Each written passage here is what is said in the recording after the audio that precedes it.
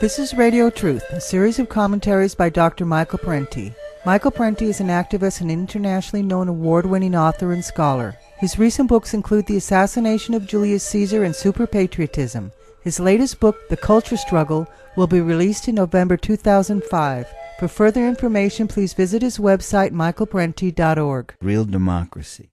In a democracy, people should be able to enjoy freedom from economic as well as political oppression. In a real democracy, the material conditions of people's lives should be humane and not insufferable.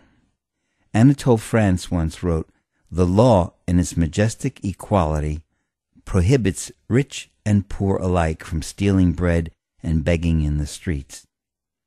And so the law becomes something of a farce, a fiction that allows us to speak of the rights of all, divorced from the class conditions that often place the rich above the law and the poor way below it.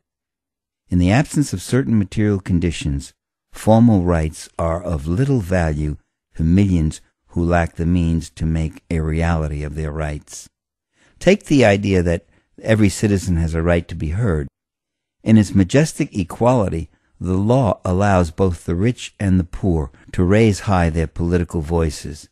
Both are free to hire the best-placed lobbyists and Washington lawyers to pressure public office holders. Both are free to shape public opinion by owning a newspaper or television station.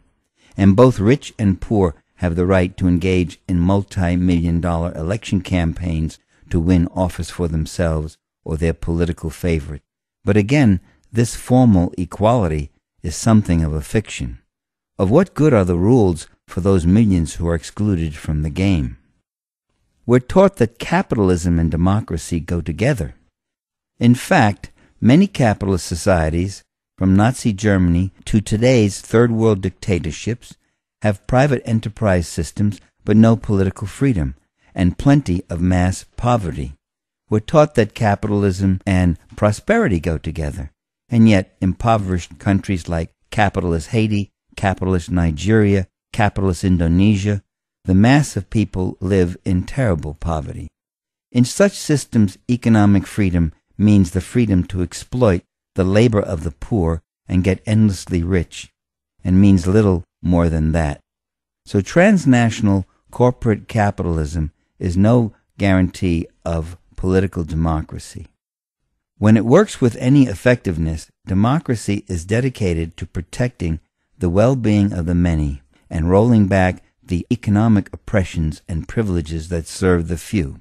Democracy attributes equal value to all individuals and seeks to ensure that even those who aren't advantaged by wealth or special talent can earn a decent living.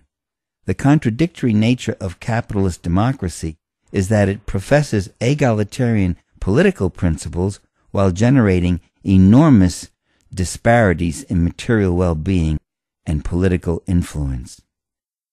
Some people think that if you're free to say what you like, you're living in a democracy. But freedom of speech is not the sum total of democracy, only one of its necessary conditions. Too often we're free to say what we want, while those of wealth and power are free to do what they want to us, regardless of what we say. Democracy is not a seminar, but a system of power, like any other form of governance.